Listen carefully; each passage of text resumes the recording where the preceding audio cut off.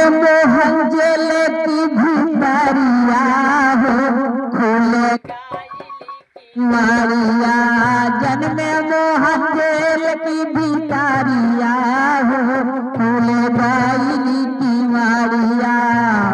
12 बजे रात को जन्मे सोचई वासुदेव जी मन में। 12 बजे रात को जन्मे सोचई वासुदेव जी मन में। आरा बेड़ी ऐसे बांधल बा पैरिया हो खुल गायली की मारिया। बेड़ी ऐसे बांधल बा पैरिया हो खुल गायली की मारिया। गोदी में लिहले उठाई बेड़ी पैर से तब खुल जाई। गोदी में लिहले उठाई बेड़ी पैर से तब खुल जाई। अरे खुल गई जेल की मोहरिया हो खुल गायली की मारिया। खुल गई जेल की मोहरिया हो खुल गायली की मारिया। असूपा में लिहले लेटाई छुमई पैर जमुना माई। सूपा में लिहले लेटाई छुमई पैर जमुना माई। पहुँच गए बेतुला नगरिया हो खुल गायली की मारिया। पहुँच गए बेतुला नगरिया हो खुल गायली की मारिया। जन्मे मोहन जेल की भिखारिया हो खुल गायली की मारिया। जन्मे मोहन जेल की भिखारिया हो खुल गायली की मारिया। पहुँचे बेतुला नगरिया पाए खुली जब की वरिया। पहुँचे बेतुला नगरिया पाए खुली जब के वरिया।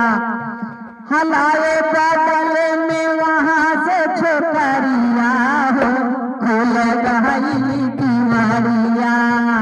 लाए बादल में वहाँ से छोकरिया हो खुल गायली की मारिया। जन्मे मोहन जेल की भिखारिया हो खुल गायली की मारिया। जन्मे मोहन जेल की भिखारिया हो खुल गायली की मारिया। खबर जब कंसा सुनी पाई पहुंचा जेल में तुरंत आई। खबर जब कंसा सुनी पाई पहुंचा जेल में तुरंत आई।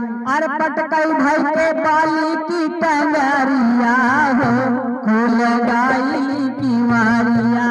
पटकई भाई के बाली की टंगरिया हो खुल गायली की मारिया। जन्मे मोहन जेल की भिखारिया हो खुल गायली की मारिया। लड़की बोली है तत्काल आया तेरा है अब काल। लड़की बोली है तत्काल आया तेरा है अब काल। कह के गई स्वर्ग नगरिया हो खुल गायली की मारिया। कह के गई स्वर्ग नगरिया हो खुल गायली की मारिया। जन्मे मोहन जेल की भिखारिया हो खुल गायली की मारिया।